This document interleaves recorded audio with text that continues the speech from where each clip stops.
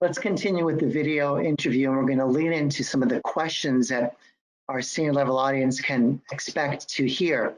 So we're talking, where should my hands be? Well, I have my hands, I talk with my hands, as you probably have seen. So I try to balance that to keep them not blocking me, but also to make normal, comfortable gestures as well.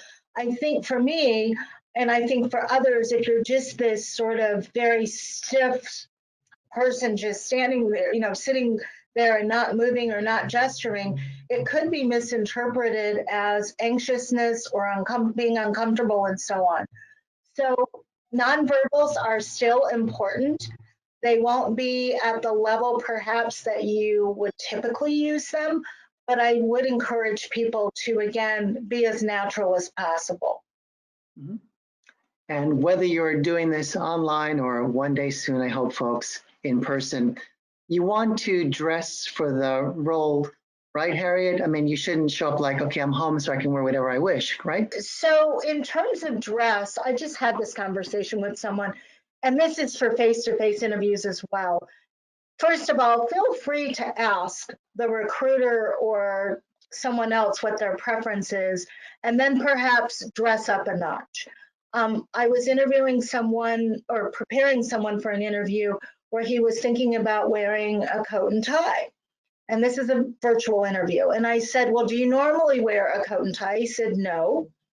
And so we looked at the person that's going to be interviewing him, which is a very senior level person. His LinkedIn photo was just a collared shirt.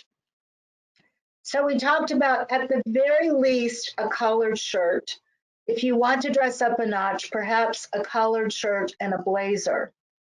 But, overdressing in today's world can be off-putting as well. And that was even before COVID, and it depends on the company. If you were going to a bank, I would absolutely tell you to show up in a coat and tie. If you were going to a tech company, can you imagine walking in, especially a smaller company, with a coat and tie on? That would convey messages that you would not intend. I would also say, though, to be very mindful.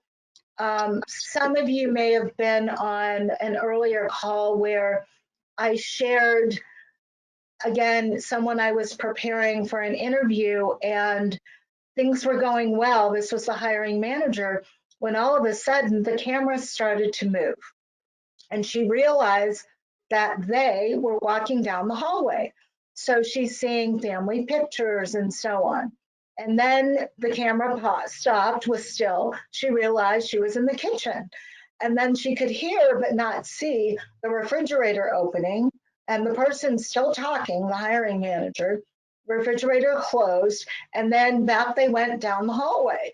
And then all of a sudden the camera posed again. But during all that, she realized that this individual, though certainly was wearing a collared shirt, it was not all the way buttoned, and on the bottom were gym shorts because the camera had readjusted itself. So by all means, be extremely careful with what you choose to wear, not just from the waist up, but in general, because you never know when you may have to get up or something may happen.